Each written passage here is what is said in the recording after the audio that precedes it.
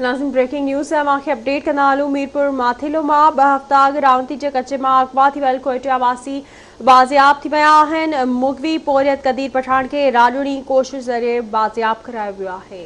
बिल्कुल नाज़रीन, अहम ख़बर ताईं पहुचायूं पिया मीरपुर माथिले में, जिथे 2 हफ़्ता अॻु रावंती जे कचे वारे इलाइक़े में अगवा थी वियल कोयटे आवासी 2 ॼणनि खे बाज़ियाब करायो वियो आहे, जॾहिं त मुगवी पोरियत कदीर पठान खे राॼोड़ी कोशिशुनि ज़रिए बाज़ियाब करायो वियो आहे, जॾहिं त इलाइक़े में भुंग भरण जा पिणु चोॿोल आहिनि।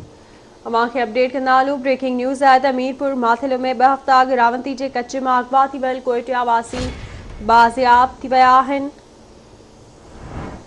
इन हवाले से राब्तो कयो आहे मीरपुर माथिलो में आवाज़ टीवी जे रिपोर्टर लतीफ़ वसीर सां। जी लतीफ़, कहिड़ा अपडेट्स आहिनि? जी बिल्कुल, ही जो कदीर पठान है जो माथिले का रोती हुई हो उतां ही अगवा थियो खां पोइ अॼु ही जेको आहे वापसि थियो आहे। इहे बि इलाइक़े में चोॿोल आहिनि त ही राॼवी ज़रिए ढुंग भरे ही पिणु वापसि थियो आहे। ही कोटिया जो रहवासी आहे।